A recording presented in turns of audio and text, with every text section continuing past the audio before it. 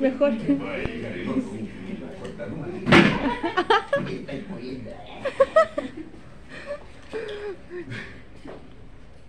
Ya.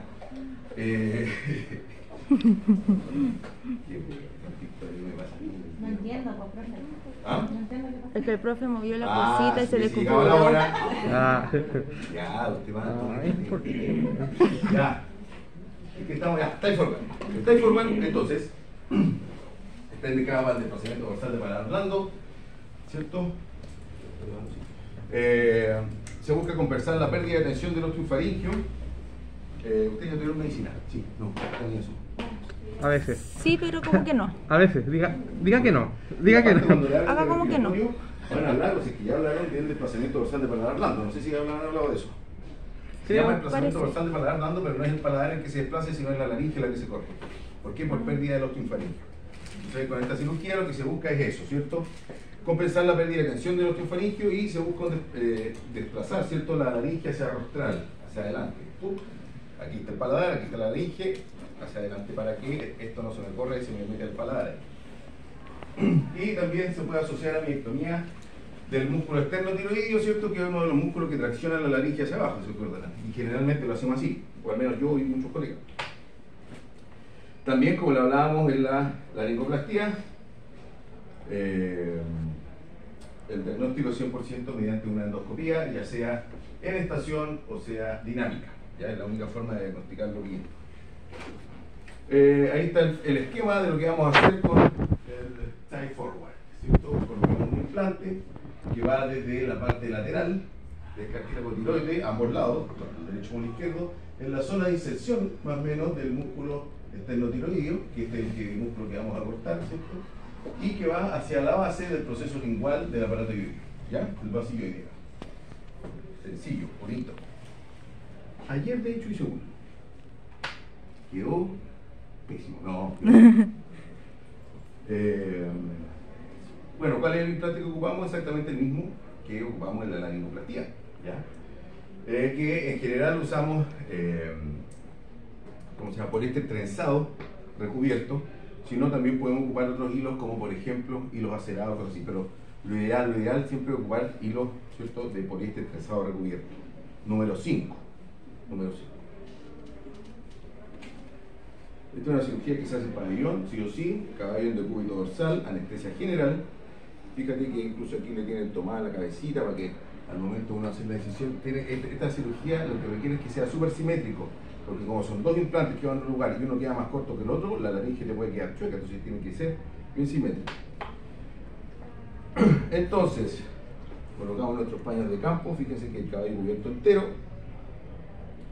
Y dejamos solamente en nuestra zona quirúrgica, que va a ser, ¿cierto?, la zona de la garganta, ya, la zona de la garganta, y el espacio, ¿cierto?, intermandibular. Luego hacemos una incisión que va, esto se palpa, ustedes a través de la piel pueden palpar, ¿cierto?, el basilloide con proceso lingual hasta el cartílago, ¿cierto?, cricoide. Esa zona ustedes la palpan. El implante va en el cartílago tiroide, sí, pero tienen que hacer la incisión hasta el cartílago, sin pasar más. Cricoide, porque puede ser que el cricoide es como un anillito y el tiroide va con una aletita a los lados. Pero si solamente palpan el tiroide, va a ser muy difícil saber hasta dónde va a ser la incisión. Entonces, hace una incisión en el plano sagital, después, posteriormente, con desviación Roma, ¿cierto? Se hace la incisión en el piel subcutáneo, y por desviación Roma se empieza, ¿cierto?, a separar todos los músculos que están ahí, no se corta ninguno, solo se separa. Es una cirugía que hay que tratar de evitar a todas luces, ¿cierto?, alguna hemorragia o algo así, porque hay muchos vasos que efectivamente pueden sangrar y mucho. El caballo no se va a morir ni nada, ¿no? Pero te va a entorpecer el campo visual, te va a demorar, y lo ideal de la cirugía, ¿cierto?, es disminuir el tiempo quirúrgico. Posteriormente, por desviación Roma, ¿cierto?, vamos a llegar a esta zona. Fíjense ahí.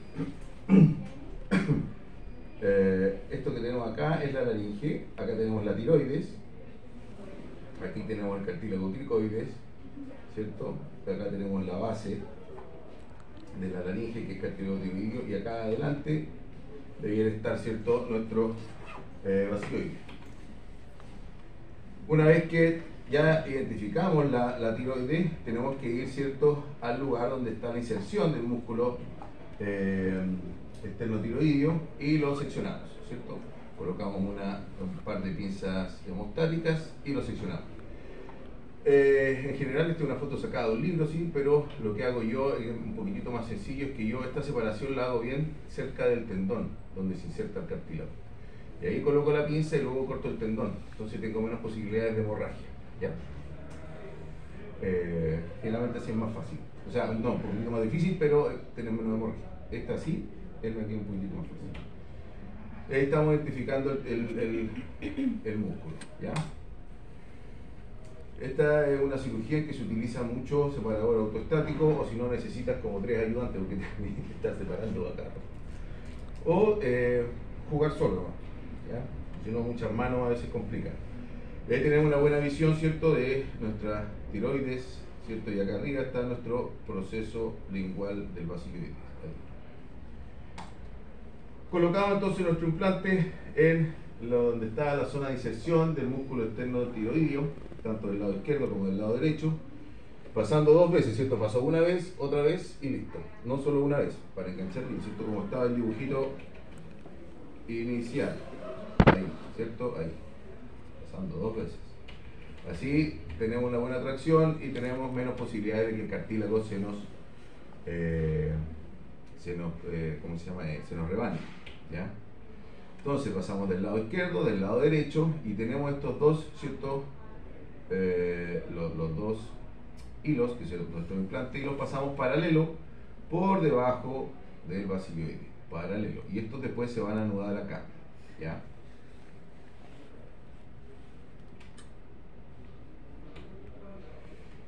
Ahora, hay una técnica, por eso esta foto un poquito más antigua, que por si ustedes algún día la ven, que es con los hilos cruzados, ¿cierto? Así lo operamos durante mucho tiempo, pero y pasando solo un hilo, no los 2 hilos, sino que después, fíjate, este se amarraba acá, era todo un cuento, ¿ya? Pero después se hicieron algunos estudios y esa técnica, si bien está buena, es mejor hacerlo de la otra manera, como lo vimos delante, ¿cierto? Con los hilos paralelos te da mayor tracción para traer la laringe hacia adelante, ¿ya? Cuando anudamos el hilo, es importante esto, fíjate que hay un ayudante levantando la cabeza del caballo, flectando la cabeza, ¿ya? Hay que flectarla más o menos 80 grados, 70 grados, así de tanto. Y así se te hace más fácil poder anudar esto y poder traccionar. No tienes que hacer tanta fuerza tampoco.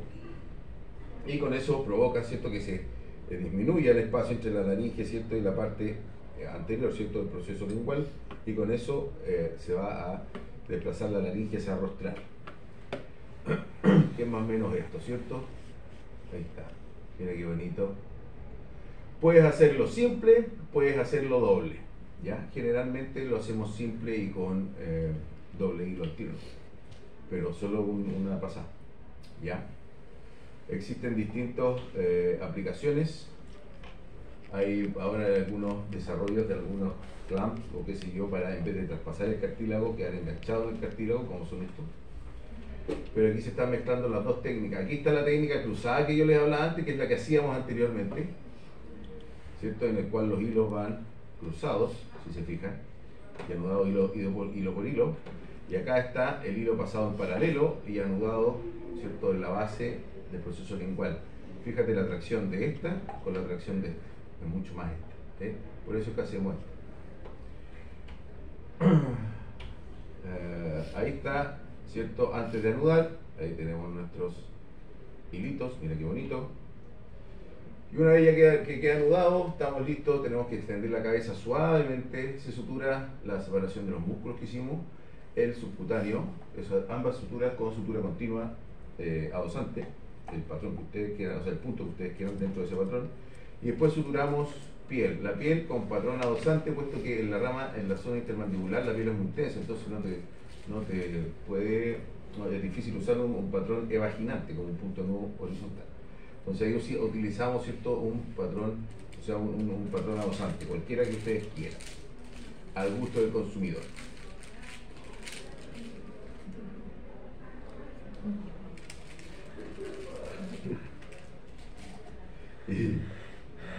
Y bueno, ahí está, ¿ven? Miren, parece Frankenstein el cabello. Pero así que, después, esto cuando se cicatriza, uno saca los puntos que bonito. Hola, pásenlo. Como no podemos vendar podríamos vendar algo súper complejo, lo que hacemos es suturar un cordón de tenis, ¿cierto? Le diría que mantenemos más o menos unos 3 días. Con eso, en general, protegemos bien la herida y ya después solo curaciones por unos 3-4 días más. Obviamente en el postquirúrgico tiene que haber antibióticos, antiinflamatorios. Dentro del antiinflamatorio, como hablábamos la clase pasada, cada vez que trabajamos en laringe o en parte respiratoria, los primeros 4 días hay que hacer tratamiento antiinflamatorio combinando antiinflamatorios no esteroidales con corticoides, ¿ya? Dexametasona, sodio fosfato, para disminuir la posibilidad de condroitis, etc. También dentro del manejo postquirúrgico, los caballos que son operados de tie forward, los primeros 10 días deben comer y tomar agua en altura, como está visto acá. Porque lo que queremos es que no estiren tanto el cuello, porque tenemos que los tejidos se vayan acomodando a la tracción. Si el caballo estira mucho el cuello, ¿cierto? La tracción va a ser mayor. Y eso puede provocar que el cartílago se irrite, que se rebane, o incluso complicaciones mayores, como incluso, vamos a ver más adelante, fractura del ioidio, ¿cierto? Las complicaciones tenemos infección de tejidos blandos, infección del implante. Generalmente en esos casos, cuando hay infección de tejido blando, cambio la terapia antibiótica y en algunos casos ya más severo, ácido quirúrgico. Cuando hay infección del implante hay que sacarlo sí o sí y reoperar. Colapso de cuerdas vocales que a veces se ve, en ese caso lo que debemos hacer es eliminar el implante. No lograr el objetivo, esta es una cirugía que tiene un 80% de efectividad. Por tanto, hay un 20% de los caballos que tú puedes hacer todo bien, pero por ese motivo, principalmente con formación anatómica, no va a ser posible llegar al objetivo indicado. Y lo más complejo son lesiones del aparato ioidio. Acuérdense que el aparato ioidio, ¿cierto?, en la base donde está el proceso lingual, ahí está inserta la lengua. De hecho, por eso los caballos le ponen lengüero, porque le tiran la lengua y sube la laringe, en vez de hacer intermitente paladar. Entonces, si se quebra ese huesito, la lengua les queda así, como parálisis de lengua, o sea, no parálisis, le queda la lengua difícil de traccionar. A la larga se van aprendiendo, ¿cierto? Pueden entrar bien la lengua y todo, pero se demora mucho tiempo. Esos caballos generalmente quedan liquidados para la actividad deportiva. Entonces hay que tener cuidado con eso. Existen otros tipos de cirugía para el desplazamiento dorsal de paladar blando y otros manejos, sí. Algunas combinadas, sí. Por ahí hay algunos papers que pueden leer de qué se trata, ¿ya? Generalmente la estafilectomía y ese tipo de cosas que también se hacían, yo no las hago. No prefiero hacer tie forward, mandado mejor. Y la bibliografía así también lo dice. Bien, vamos a ir con otra cirugía que es la sección del pliegue ariteno epiglótico. Sección del pliegue ariteno epiglótico. Esta está indicada para el atrapamiento epiglótico. ¿Ya? Existe la sección del pliegue ariteno epiglótico transnasal, transoral, también ya sea en decúbito o en estación. Y en muchos casos, ¿cierto? A veces hay que hacerlo por laringotomía. Caballo en pabellón, acostado, decúbito dorsal, ariteno. ¿Por qué está con signo de interrogación? Porque generalmente no es la primera opción, ¿ya? La primera opción es tratar de hacer una sección del pliegue en forma mínimamente invasiva y tratando con el. Ahora, si ustedes tienen algún problema de adherencia importante o algo así, claro, hay que hacer la laringotomía, ¿ya? Pero estadísticamente los resultados dicen que anda mejor lo otro, a no ser que también alguna complicación de una sección transnasal o transoral tienes que resolverla a veces con una laringotomía, ¿ya? Lo que tenemos a la izquierda, ¿cierto?, es un atrapamiento epiglótico, ¿cierto? Fíjense que la epiglotis está dentro, está con adentro un saco de dormir, ¿cierto? La medida de la epiglotis está liberada, no hay nada, ¿cierto? El pliegue ariteno epiglótico es un pliegue mucoso que viene acá debajo, ¿cierto?, por detrásito de los aritenoides, pasa por debajo de la epiglotis, ¿cierto? Y la función es proteger al epiglotis al momento de la dilución y la salida y la pasada del paladar blando, para que no se limpie. En el fondo es como esto, ¿cierto? Esta es la laringe, aquí están los aritenoides, aquí está la epiglotis, ¿ya? Ahí. Entonces cuando el caballo deglute, los aritenoides se cierran, la epiglotis sube y el alimento pasa, ¿cierto?, hacia el esófago que está arriba. Entonces hay un pliegue, que es este que está acá, aquí un pliegue mucoso que cubre la epiglotis cada vez que, ¿cierto?, se deglute. Todo bien. Pero hay algún momento, por flacidez, por asuntos respiratorios, por bla bla bla, la inflamación, que va a pasar esto, ¡pum!, y la epiglotis va a quedar ahí enganchada, ¿cierto? Ese es el atrapamiento epiglótico. Entonces lo que yo tengo que hacer es romper esto y liberar. ¡Oh, qué buen ejemplo! Voy a tener que darle a esta chica ahora más. Entonces de eso se trata, esta cirugía. Es una cirugía cortita, pero que hay que tener mucho cuidado al momento de hacer, porque la mayor complicación de esta cirugía es el daño iatrogénico.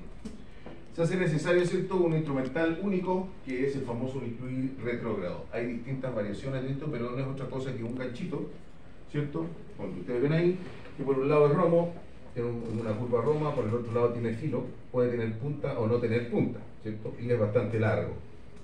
Esto te permite introducirlo tanto, o ya sea por la nariz del caballo o por la boca. Entonces ahí está el atrapamiento, introducimos el ganchito, que ahí está, y cortamos el pliegue. Ojo, solo el pliegue, no la epiglotis. La epiglotis no hay que tocarla, porque si no te queda una epiglotis bífida y con eso no podemos hacer mucho. ¿Ya? Ahí con el caballo. O, peor aún, que enganches el paladar y cortas todo el paladar y te queda el caballo fisurado. Después cada vez que come o toma agua se le va todo por la nariz. Para eso es que después se diseñaron ciertos bisturí retrógrado modificado, que es este de acá, que tiene esta baldita, que ayuda a proteger cualquier daño iatrogénico, pero así todo puede ocurrir alguna complicación, ¿cierto? Ahí está, qué bonito. Esto lo podemos, bueno, también existe el láser, por eso lo pongo ahí, porque algo se ha hecho, pero al final es mejor lo que...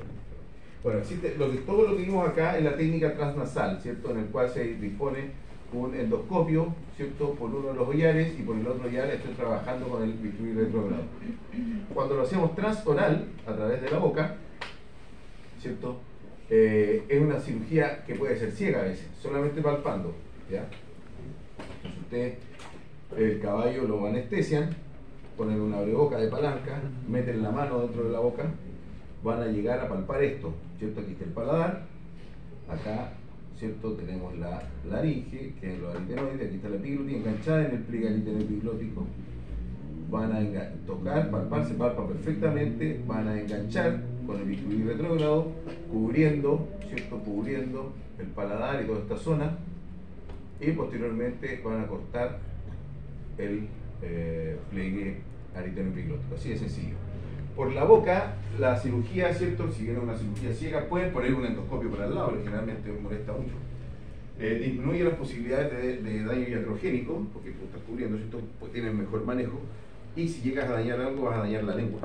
Haces un tajito en la lengua y la lengua repara súper rápido. En cambio, la sección con la forma transnasal es una buena forma, ¿cierto?, es más entretenida, porque hay un monitor, tú lo estás viendo, que tienes que enganchar, ¿no? Pero claro, el caballo, si te equivocas, puede dejarlo fisurado. Esta es una cirugía que a mí me gusta hacerla con el caballo derribado, anestesiado. Hay colegas que la hacen con el caballo en pie, bien sedado. Es un problema, porque yo antes también la hacía así, pero hasta que un par de colegas más viejos me contaron su experiencia y nunca más lo hice así, porque el caballo basta con que tú enganchas el pliegue y el caballo haga así, y enganchaste el paladar y lo dejaste totalmente fisurado y sonó el caballo. ¿Ya? Silencio, colega, ya. Entonces es mejor hacerlo con caballo recto, ¿ya? Complicaciones que tiene esta técnica, ¿cierto? Daño iatrogénico, recidiva y la cicatrización inadecuada del tejido, ¿ya? Lo mismo, antibiótico, antiinflamatorio, corticoide antiinflamatorio no esteroidal. La técnica transnasal o transoral tiene el mismo o menos periodo de recuperación, y es que el caballo, ¿cierto?, queda caminando unos 10 días y ya al día 11 ya puede empezar a galopar y hacer lo que está haciendo sin problema.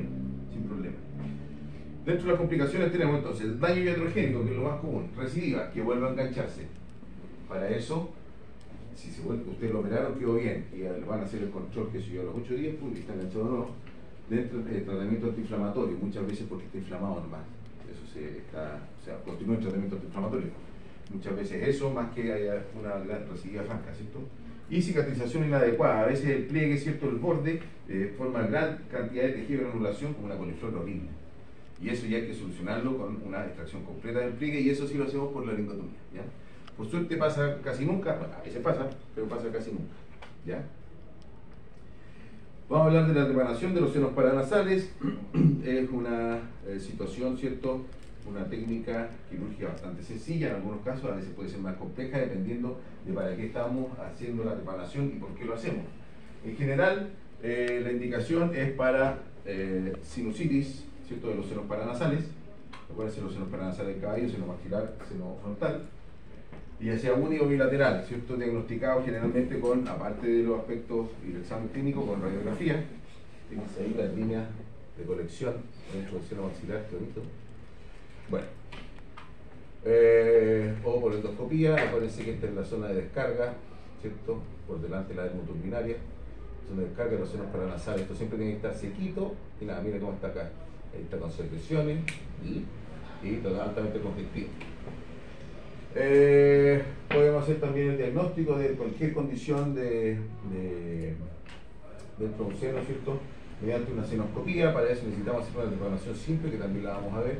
También tenemos trepanaciones a veces que son un poco más complejas, más grandes, en relación al problema que queremos ver. Por ejemplo, lo que tenemos acá es un quiste sinusal, y para eso necesitamos hacer un flap óseo. Se hace un flap óseo, también es una trepanación, ¿cierto? Pero algo mucho más complejo. Esto se puede realizar tanto en estación como en decúbito, dependiendo de la complicación, ¿ya? Generalmente si son para hacer lavado, para hacer una sinuscopía, para hacer cosas sencillas, o trepanaciones simples con trépano, para hacer evacuación de contenido. Generalmente en pie los caballos lo toleran bastante bien, ¿ya? Con buena anestesia local y todo eso, y sedación. Ahora, si el caballo se porta mal, lo botas. Ahora, hay en algunas otras complicaciones sí que, por ejemplo, los quistes sinusales o otro tipo de masas tumorales, muchas veces esas sí las hacemos en pabellón, ¿ya? En estación solo debe hacerse cierto en sinusitis primarias, cuando es del seno frontal y maxilar, siempre con sedación y caballos con más temperamento, ¿cierto? De cúbito, botarlo. Anatomía, ¿cierto? Acuérdense que acá tenemos seno frontal en la línea de los ojos, y bajo la línea de los ojos y bajo el ojo y entre la cresta facial, ¿cierto? Y la parte más sagital tenemos el seno maxilar con su porción rostral y caudal, que es lo que tenemos ahí. También por debajo tenemos de la piel hay estructuras importantes, sobre todo sobre el seno maxilar. Tenemos ramas del nervio facial y la inserción, ¿cierto?, del elevador nasolabial, que es un músculo importantísimo en el caballo para mover el labio y elevar los collares. Entonces, al momento de hacer una trepanación hay que tener mucho cuidado de no dañar eso. Tenemos puntos de clivaje, podríamos decir, ¿cierto?, o de abordaje para hacer nuestras trepanaciones. Lo que tenemos acá, ¿cierto?, es para seno frontal, y lo que tenemos, ¿cierto?, lo mismo que acá, y lo que tenemos acá en el número 3 es nuestro seno maxilar, ¿ya? Estas son zonas de lugar donde se pueden realizar. Lo mismo está ejemplificado acá. Lo mismo está ejemplificado acá, ¿cierto? El seno maxilar y seno frontal. Protocolo, sedación, tricotomía o rasurar o depilar, no sé. Al final la gente se pelea por eso. No sé. ¿Qué gente muy lista? Bueno, tricotomía. Limpieza y desinfección, anestesia local, incisión, desviación, elevación de periósteo, trepanación del seno con distintas técnicas, ya vamos a ver, ¿cierto? Drenaje, lavado, tratamiento antibiótico y curaciones. ¿Qué quiere el doctor Nicolás Anciolea? Sedación en base a silacina, cipromacina, butorfanol, combinaciones de estos, etc. Luego tricotomía, ¿cierto? Bastante extensa. Aquí vamos a hacer en este caso, ¿cierto?, una trepanación simple. Aquí la tricotomía le hizo un gato, así parece, porque está todo rajuñado el cabello. Limpieza y desinfección. Posteriormente colocamos anestesia local, ¿cierto?, partiendo por subcutáneo hasta chocar en el hueso abundante. Tenemos que sacar un pedazo de hueso, eso duele, ¿cierto?, elevar periósteo, eso duele. Guantes. Importantísimo usar guantes y ojalá mascarilla. Bueno, ahora casi no usamos mascarilla, cualquier cosa. Muchos de los patógenos que están ahí en la sinusitis te puedes contaminar tú, o tus hijos, tus familiares. Entonces, claro, guantecito, tener cuidado con estos. Entonces, hacemos una incisión en piel. En este caso, dependiendo de la manguera de drenaje que utilicemos, va a ser la incisión que puede ir de 1 centímetro a 2 centímetros, qué sé yo. O lo mismo, si es que un drenaje más grande, puedes hacer un flap redondito, qué sé yo, o una incisión más grande. Depende de la trepanación que vayas a hacer, ¿cierto? Hacemos una incisión en piel, debridamos, elevamos periósteo, que puede ser con un elevador de periósteo, puede ser con una pinza hemostática curva. La pinza hemostática curva la metes en la incisión del periósteo, la abres y después hace este movimiento y ya queda separado el periósteo. Recuerden que el hueso se trabaja desnudo, ¿ya? No dañen el periósteo porque el periósteo nos va a ayudar después a la cicatrización. Y podemos hacer la trepanación mediante un trocar, ¿cierto? De más o menos, qué sé yo, 1 centímetro, incluso a veces un poquito más o un poquito menos, que es la más sencilla, ¿cierto? Si bien el hueso de la cara es hueso, es firme, etcétera, etcétera, duro, es delgado, entonces yo lo puedo gastar fácilmente y es fácil de que entre. ¿Por qué son delgados? Porque si el hueso de la cara fuera muy grueso, la cabeza pesaría mucho. Entonces, por eso son los huesos de la cara, son del rey. También podemos hacerlo con un trépano. Generalmente esto lo hacemos cuando tenemos grandes colecciones, ¿cierto?, de material purulento dentro, por sinusitis. Los trépanos, este instrumento quirúrgico que tú le puedes cambiar, ¿cierto?, esta campanita. Nosotros le decimos campana, pero no sé cómo se llama en realidad. Campana, ¿cierto? Desde diámetros muy pequeños, desde 1 centímetro hasta diámetros grandes, de 6 centímetros, que sí, ustedes van viendo dependiendo del caballo. Sacamos esa tapita, ese circulito que ustedes sacan, háganse un anillo, pero da lo mismo. Pero bueno. Después todo queda suturado, ¿cierto?, encima, y eso va a quedar cuando el caballo respira, incluso se mueve. Pero como el periósteo ustedes lo elevaron para hacer esto, después el periósteo empieza a migrar y esto se empieza a calcificar. En 1 mes y medio ya tiene como si fuera oso, ¿ya? Entonces ahí está, por ejemplo, seno frontal, que generalmente es donde hacemos estas trepanaciones grandes, donde generalmente se colecta mucho material purulento muchas veces. Mire, pobre caballo. Entonces ahí tenemos una trepanación simple en seno maxilar, que es la que está acá abajo, que nos va a permitir tener un drenaje, y una trepanación, ¿cierto?, grandota para sacar todo este contenido. Entonces después dejamos un drenaje en chimenea, colocamos acá y que salga por acá, ¿cierto? Entra al frontal y sale por el maxilar. Acuérdate que todos los senos están comunicados, entonces yo después entro todo lo que es para lavar, ¿cierto? Acá se lava el seno frontal, seno maxilar y sale después también todo por nariz. Por ejemplo, también tenemos trepanaciones en flap, como hablábamos, ¿cierto?, cuando tenemos complicaciones de quistes sinusales y ese tipo de cosas. Y esto, fíjese, como le hablábamos, esto generalmente ya es en pabellón. Esto lo podemos hacer con sierra oscilante, que es lo ideal, o con osteótomos. Elevamos, ¿cierto? Si se fijan, hacemos incisión en piel, etcétera, elevamos el hueso, pero el hueso no lo sacamos, se lo dejamos ahí, y después que una vez terminamos, incluso hacemos un cerclaje con alambre del huesito, ¿ya? Ahí está hecho con un sierra oscilante, con un caballo en pie, a ver si lo toleran bastante bien. Quistes sinusales, de forma lacal. Bueno, volvamos a la otra, que es la más sencilla, que es el tipo de trepanación más sencillo que se hace y más común también. Entonces hacemos la trepanación del seno con nuestro trocar, aquí seno maxilar, ahí seno frontal, y una vez que caemos en el seno, al tiro nos vamos a dar cuenta porque vamos a hacer la presión, ¡pum!, y va a entrar, ¿cierto?, ya no tenemos resistencia y va a salir material purulento. Ojo que en el piso del seno maxilar pasa una tributaria de la arteria maxilar. Entonces, de la arteria palatina, Entonces no hay que tocar eso, porque puede tener una hemorragia muy compleja. Una cosita que hay que tener cuidado, por eso no hay que irse muy abajo. Y no hay que usar taladro para esto, porque el taladro vaya a apoyar la broca y ya dijimos, el hueso es delgado. Voy a adentro. Ya. No se usa taladro, peligroso. O sea, lo puedo usar, pero con mucho cuidado. Luego hacemos drenaje y lavado. Primero, generalmente lavamos harto, diluimos el contenido que hay dentro. Podemos utilizar agua oxigenada, diluida con suero, ¿cierto?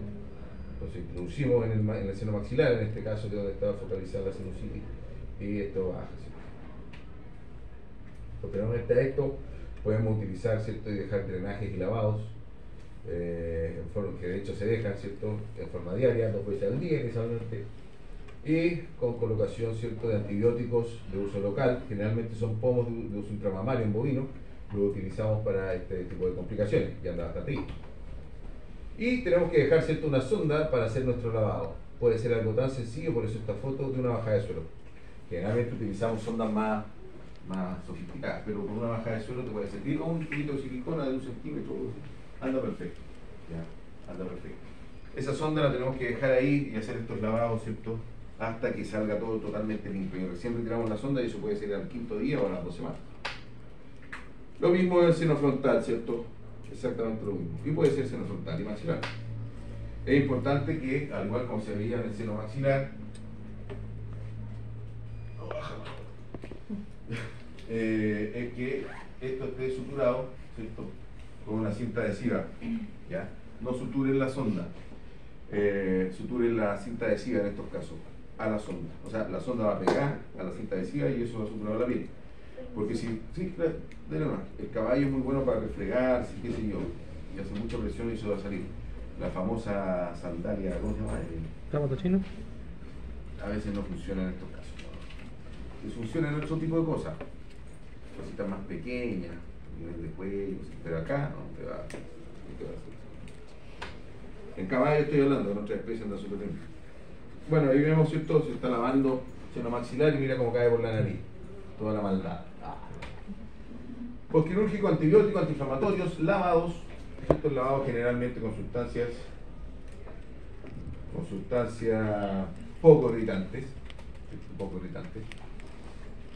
No puede quedar más de mal, ¿cierto? Complicaciones. Yo diría que la mayor complicación, o sea, la más severa, es que se te infecte toda la zona.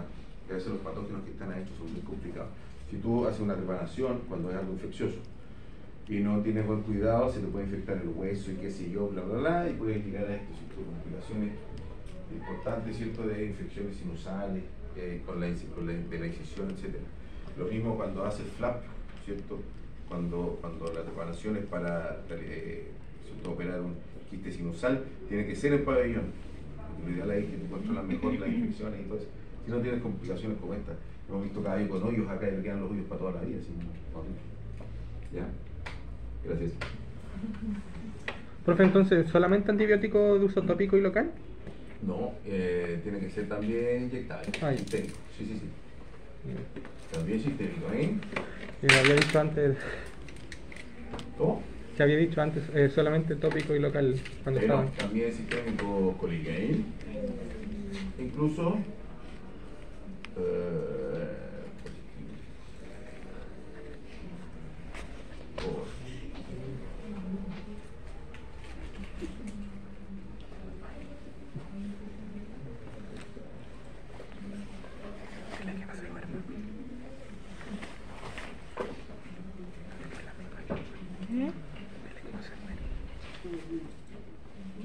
ya.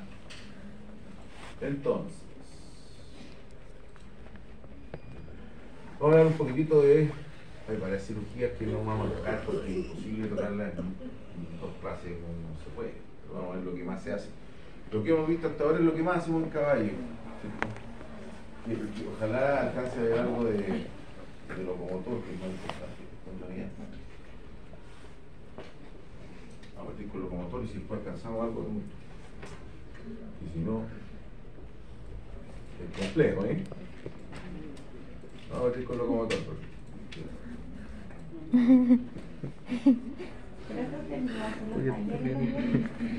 ¿Qué días son los talleres? ¿Los viernes? No son los viernes. Sí, los viernes. ¿Los viernes? Sí, Ah, sí, son los viernes. en la mañana y en la tarde. En la mañana y en la tarde. Ah, ¿Sabes tu culpa? No lo sé. ¿por qué? Dijiste, sí, tengo no sé parte qué de la cosa, y la otra Jessie el tiro dijo, ay, yo tengo un poco de fiebre, no puedo. ¿Esta semana? Se supone. Pero eso le iba a preguntar si había Eso visto le con estaba Averol. preguntando. Y esta semana yo en la mañana tengo clases en Providencia. Entonces nos tocaría con ustedes. Entonces, todo en la tarde. Al final hablando. Voy a preguntarle al tiro. Bueno. Los prácticos serían con Averol, ¿verdad, profe? O... Filipino, por favor. ¿Filipino? Para las vacas. Ah.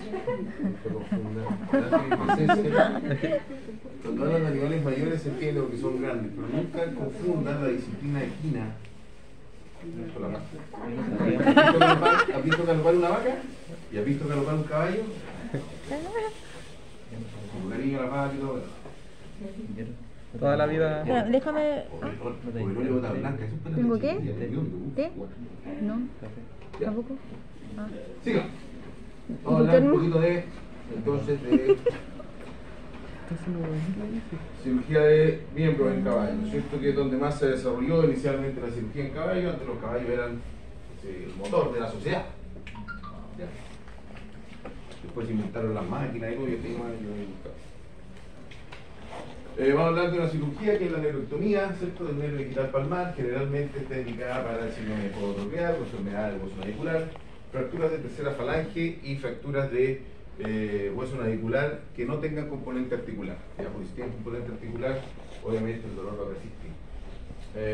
Esta es una cirugía que, ojo, háganla para mejorar la calidad. Y el caballito, para alargar en algunos casos, ¿cierto?, la vida deportiva, pero hay disciplinas que pueden ser un poco más complicadas.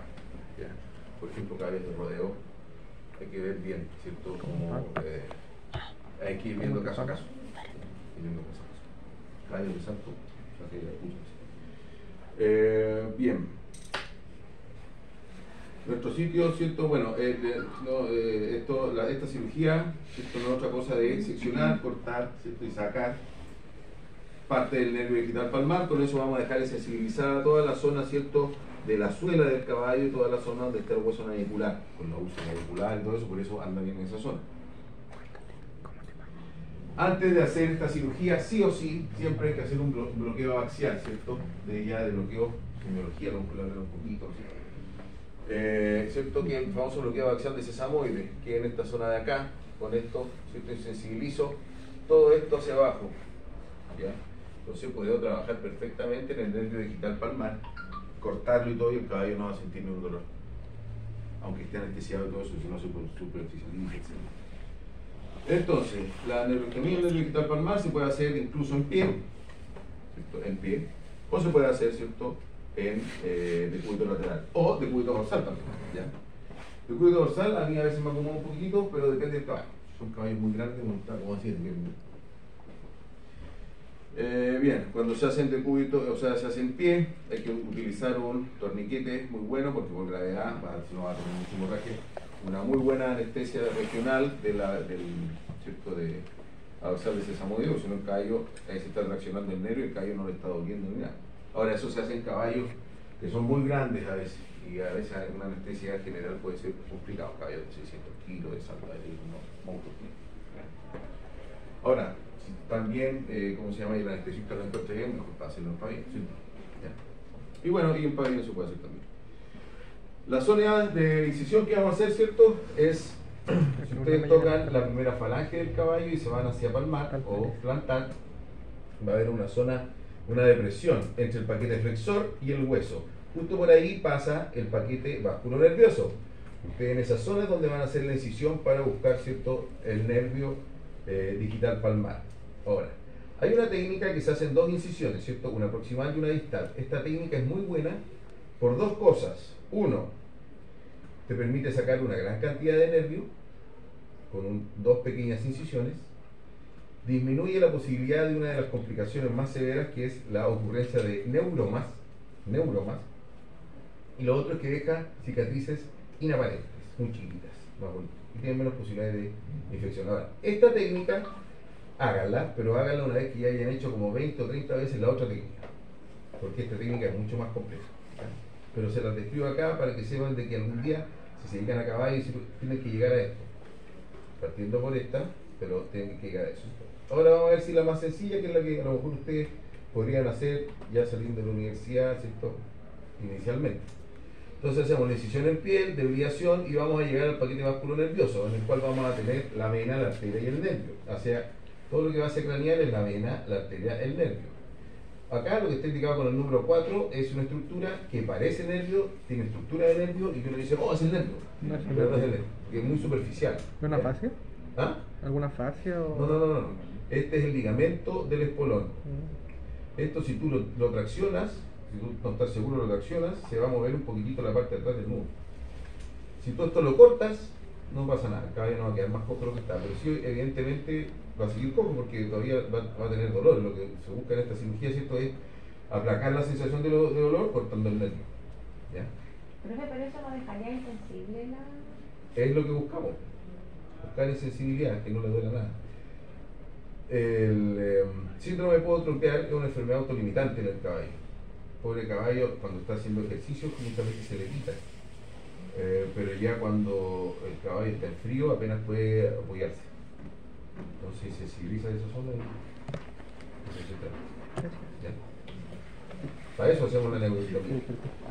Entonces, separamos el nervio, separamos nuestro nervio, que es el nervio digital palmar. Por desviación lo encontramos, ¿cierto? En la parte distal hacemos un corte neto, da lo mismo, un corte nomás. Pero en la parte proximal, que es la que va a llegar, que queda en el fondo unida al sistema nervioso, tenemos que hacer un corte en guillotina, o sea, lo más recto posible de la fibra, ¿ya? Para eso, una forma muy fácil, ¿cierto?, es tirar el nervio, poner el bisturí abajo y girarlo. Y ahí queda, ¿cierto? No. También se puede usar un neurótomo, que es un instrumento especial para cortar nervios. neurotomos. Son caros. Yo tenía uno que me lo heredó un colega más viejo, pero me lo heredó y estaba medio malo y después no me ocupé más porque costaba malo. Pues son caros, andan bien. Ahora esta no es una cirugía que uno haga todos los días, pero al año uno hará unas cuantas. Después suturamos piel, solo piel, ¿por qué? Porque el subcutáneo a veces es muy difícil encontrarlo ahí. Entonces suturamos piel con cualquier persona dosante y un vendaje compresivo. ¿Ya?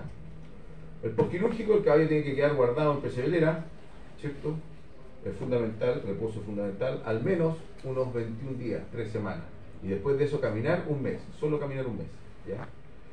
Antiinflamatorios no esteroidales y antibióticos, primordial. ¿Ya? ¿Cuáles son las complicaciones moderadas? Tenemos neuroma, que es lo que es el neuroma, ¿cierto? Este nervio que nosotros cortamos, el que quedó como conectado al sistema nervioso, empieza a crecer como una coliflor, porque queda ávido, ¿cierto?, de recibir información. Y eso pasa cuando hay mucha manipulación del nervio y cuando el corte no está hecho en guillotina, es decir, no está hecho neto, sino que está así medio mordido. ¿Ya? Esa es una de las complicaciones, yo diría, más comunes. Después tenemos infección. Toda la zona del nudo hacia abajo en el caballo es bastante, ¿cierto? ¿No estoy compartiendo esto? ¿Un momento? Sí, está grabando. ¿Estoy grabando? Sí. ¿Y estoy compartiendo pantalla? Sí. ¿Está todo bien? ¿Seguro? A compartir no. Bueno, los que están acá saben de qué se trató y le dicen a sus amigos. Obvio.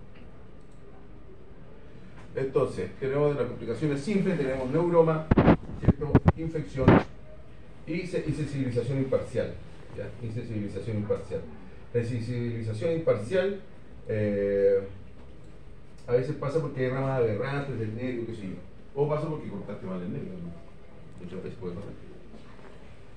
Y complicaciones severas tenemos una que es la exongulación, ¿cierto? Se pierde el casco completo. Esto generalmente no pasa al tiro, pasa el tiempo después. Ahora, puede pasar al tiro si alguna vez lo vimos en un caballo, hicieron la neurotomía y a los 6 días se cayó el casco. Pero generalmente cuando pasa los meses después. Y esto tiene relación con alteraciones a nivel circulatorio del casco. ¿Ya? A nivel circulatorio del casco, eso es complicado. Por suerte no pasa casi nunca, pero puede pasar, por eso hay que advertirlo. Y otra de las complicaciones severas que también pasa es la disrupción, ¿cierto?, del tendón flexor profundo de la tercera falange. El caballo queda pisando así. Se separa el tendón, ¿ya? También, son bastante complejas. La primera complicación grave no hay mucho que hacer. En la segunda, en esta sí se puede hacer algo, ¿cierto? Algún tipo de artrodesia, algún tipo de raje especial, o qué sé yo. Obviamente son caballos que quedan destinados para que vivan ahí tranquilitos, ¿no?, sin ninguna actividad. Y esto se explicaría, tanto esta como la otra, por alteraciones, ¿cierto?, en la circulación de la zona. Cuando uno corta el nervio digital palmar, los nervios también están inervando vasos sanguíneos. No sé si se provocaría algún daño a nivel circulatorio. Uy, que me llaman, no estoy ocupado. Bueno. Profe, ¿tiene que haber algún cambio de alimentación en los 21 días de reposo total? Sí, pues cada vez que un caballo está guardado, quítale toda la energía. Sí, El pastito, con el tema de la laminitis. Claro, claro. Y déjale pastito y agüita, todo lo que es energía no va a ser necesario. El caballo está diseñado para comer pasto. Y para estar corriendo en la pradera de vez en cuando, sin pegarse un piquecito. Nosotros lo agarramos y lo hacemos a deportistas de alta competencia, entonces hay que suplementarle energía, en base a granos, concentrados. Pero la naturaleza sí, las cebras, ¿qué hacen las cebras? Comen pasto. Y una vez cada 2 días o una vez cada 2 semanas tienen que arrancar del león. Nada más. Bien, otra neurotomía que también se realiza es la neurotomía de la rama profunda del nervio palmar lateral. ¿Ya? Las indicaciones son dermitis crónicas recidivantes del ligamento suspensor del nudo. Ligamento suspensor del nudo, acuérdense que va acá, ¿cierto? Acá atrásito. Se inserta arriba, baja, se divide en 2 ramas, tanto en las manos como en las patas, ¿cierto? Se inserta en la porción abaxial de los sesamoides y después va hacia adelante. Fíjate ahí en la foto, fíjate cómo está pisando con el nudo casi. ¿Te fijas o no?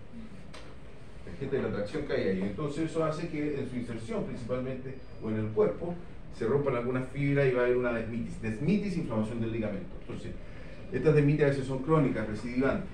¿Ya? Entonces hay que hacer una terapia, que puede ser en base a células madre, concentrados plaquetarios, más láser, todo eso. Ok. Pero aparte hay que aplacarle el dolor al caballo, porque una de las cosas que mejora la recuperación es el movimiento, entonces necesitamos que el caballo camine bien, etcétera, etcétera. Y mejora también su rendimiento y su calidad de vida. Para eso, ¿cierto? Cortamos la ramita que está también insensibilizando, ¿cierto? Entonces cortamos la ramita que está ahí, que inerva esa zona. Entonces, la parte, ¿cierto?, del caballito, ¿cierto? Aquí está el cuarto metacarpiano, por tanto, el lateral. Acá está la castaña del caballo, acá está proximal, distal. Esta es la corva, ¿cierto? Justo por debajito. Acá está la cabeza del cuarto metacarpiano. Hacemos la incisión, ¿cierto?, a nivel de la cabeza del cuarto metacarpiano, principalmente más hacia caudal, de la cabeza. Y nos vamos a encontrar con la fascia plantar, ¿cierto? La fascia plantar, una telita gruesa, ¿cierto? Y una vez que encontramos la fascia plantar, tenemos, mira, aquí tenemos el tendón flexor digital profundo. Vamos a tener, ¿cierto?, bueno, la fascia que le incendimos, ¿cierto? Y vamos a tener la rama lateral y la rama profunda. La rama lateral y la rama profunda. Y como decíamos acá, que nunca se le olvide, rama profunda del nervio lateral, rama profunda, pregunta de prueba, voy a tener que eliminar eso. Rama profunda, ¿ya? La que tenemos que cortar esta, ¿cierto? La rama profunda. Ustedes van a ver que la pata está para acá, o sea, distal está hacia acá, proximal está hacia acá, una flexión profundo, viene el nervio, ¿cierto? Y hay una Y, fíjense que acá hay una Y invertida, ¿ya? La rama que va hacia la cara dorsal del nervio es la rama profunda, ¿ya? Esa es la que tienen que cortar. Tuc, tuc. Sencillo, ¿ya? Si cortan esta otra, están insensibilizando cualquier otro lado, incluso ramas más superficiales hacia el otro lado, que no les va a servir de absolutamente nada. Bien. Bien. Lo mismo, antiinflamatorio, antibióticos, vendaje, compresivo, etc. Vamos a hablar de la ostectomía de rudimentario. ¿Ya? Bueno, imagínense cómo es eso, así. Si le saco esta mano. Eso lo habíamos dicho, profe. ¿Ah? Eso lo habían dicho. Pero es que brilla mucho la cuchilla. No es el indicado. ¿Para qué ponemos? Un telón, no nos guarda.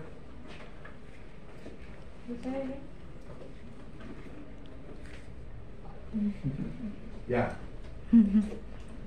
Ostectomía rudimentaria. Ostectomía. Cortar el hueso y sacarlo. Ostectomía. Ectomía. Cortar, sacar. Ectomía, cortar. Ectomía, cortar, sacar. Ostectomía, cortar el hueso y sacar. Ya.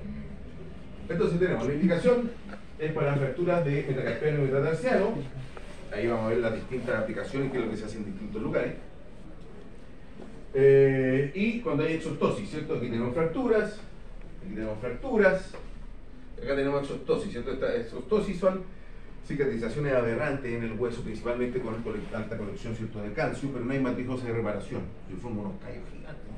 Y eso es como la complicación, porque entre rudimentario y rudimentario pasa el ligamento suspensor del nudo. Entonces, si tengo osteocototo, el ligamento se me irrita y sufro de desmitis. Entonces, ¿qué hay que hacer? Sacar ese cototo. Por eso cortamos los huesos en ese caso también. Si nosotros vemos el rudimentario, ¿cierto?, va a tener, lo vamos a dividir en 3 tercios.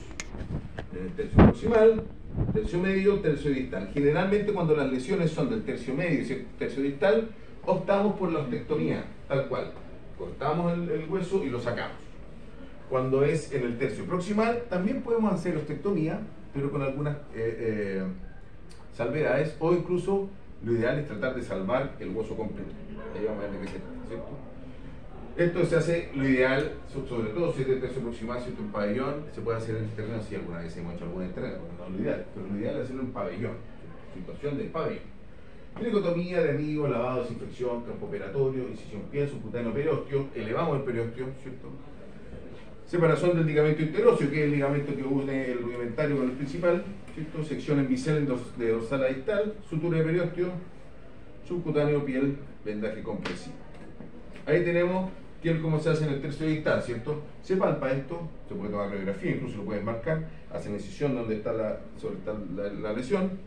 Ahí tienes el botón del rudimentario, y en el botón hay un ligamento que va hacia abajo. Ese ligamento hay que cortarlo y con eso puedes elevar el rudimentario que está acá, ¿cierto?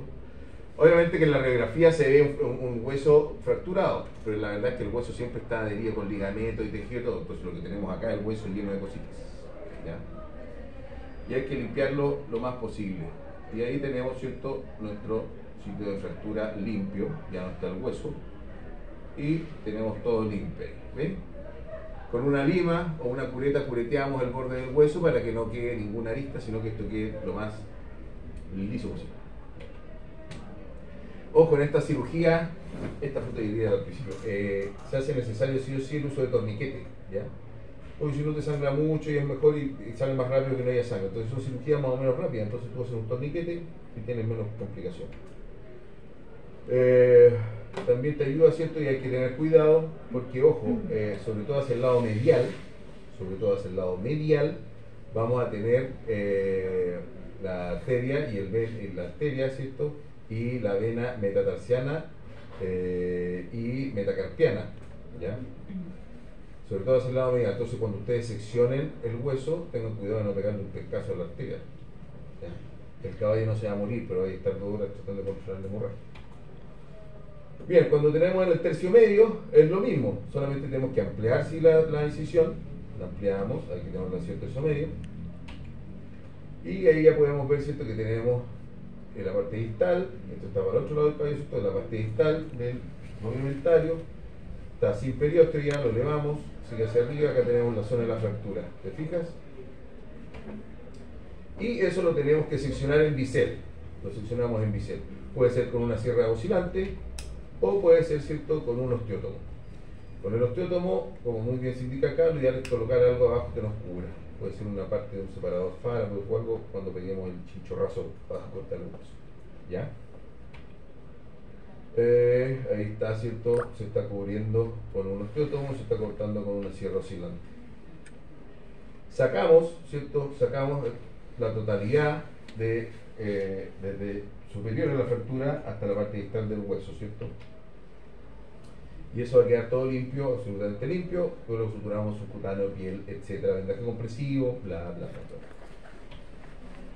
Y algo así queda cuando ya hasta el segundo, hasta la parte media, ¿cierto?, del rudimentario. Ahora, cuando tenemos fractura del tercio proximal, antiguamente también se hacía ostectomía de buena primera y se colocaba un tornillo. De aquí, pam, pam, de cortical, transcortical, de esta cortical a esta cortical y el otro cortical. Con el tiempo se vio que muchos de esos caballos después no se quedan con cojeras crónicas, era complicado. A veces funciona bien, a veces no. ¿Por qué? Porque ese hueso tiene mucho movimiento, entonces no solo basta un tornillo, sino que basta colocar, ¿cierto?, una placa de 3,5 que agarre el botoncito que te quedó y ese lo agarres al otro, etc. Entonces después con el tiempo se vio que para impedir todas estas fatalidades que ocurren, si te desarma la articulación que viene arriba, bueno, antes se colocaba un tornillito, pero ahora en vez de tornillito lo que tratamos de hacer es esto, ¿cierto?, mantener la integridad del hueso. Para eso utilizamos, ¿cierto?, placas de osteosíntesis de 3,5, con eso anda bien la mayoría de los caballos, todos los tamaños. En los ponis, placas más chiquititas, 2,5, ¿cierto?, pero 3,5 generalmente anda bastante bien. Por ese motivo, ¿cierto? Bueno, las placas tienen que ir solamente de cortical a cortical en este hueso, no hay que irse al hueso proximal, porque hay que mantener en cierta medida este movimiento de cisalle, que hace que se disipen fuerzas. Si yo esto lo dejo fijo, no existe ese movimiento y toda la tensión de la contusión, etcétera, etcétera, está ahí en la articulación de arriba. Entonces tengo mayores posibilidades de tener lesiones en la articulación del carpo o del tarso, ¿ya? Cuando se comenzó, antes, mira, aquí se hacía ostectomía completa, a veces hay que hacerla de todas maneras, pero ahí en ese caso sí, en vez de colocar solo un tornillo, colocamos placa para completo. ¿Ya? Tiene mayor sujeción y más estable. El tornillo ya no se usa. ¿Ya? Pero tratamos efectivamente de tratar de hacer esto. Esto es lo ideal, ¿ya? Un poquito más trabajoso y todo, sí, pero da mejor pronóstico y anda bastante mejor. También en casos como este, en el cual, fíjate ahí, se ve hasta una lesión, tejido blando, con fístula y todo, a veces por patadas, qué sé yo. Mira ahí como hay una zona de osteitis, etcétera, séptico. Ahí lo ideal es hacer una ostectomía parcial. Entonces ahí sacamos todo esto. No podemos, ¿cierto?, hacer una osteosíntesis mucho menos porque el hueso está infectado. Entonces sacamos esta parte del hueso, esperamos a que esto después fibrose y esa misma fibrosis forme cierta calcificación y esto sea más o menos estable. ¿Ya? Es una de las cosas que se puede hacer, sobre todo en potrillitos, cuando son pequeños. Osteectomía parcial. ¿Ya? En algunos casos, ¿cierto? Cuando tenemos fracturas de cabeza, que es la de más arriba, que es como una lonjita, ahí solamente tornillitos, ¿ya? Un par de tornillos, anda bien. Aquí también antes se hacía, claro, se sacaba el hueso y se ponía el tornillo grandote, no. Un par de tornillitos pequeños, ¿ya? Postquirúrgico, buen vendaje, ¿cierto? Buen vendaje de la zona, antibiótico, antiinflamatorio, reposo. Si es sin implante, ¿cierto? No solamente osteectomía del hueso, dejamos el cabello guardadito 2 semanas, ¿cierto? Y después caminando un mes. ¿Ya? Un mes y medio máximo. Cuando es con implante, ahí es distinto, lo dejamos guardado 3 semanas y caminando más o menos un mes y medio, casi 2 meses, ¿ya? Casi 2 meses. En realidad 2 meses. Ya, recreo. 5 minutos.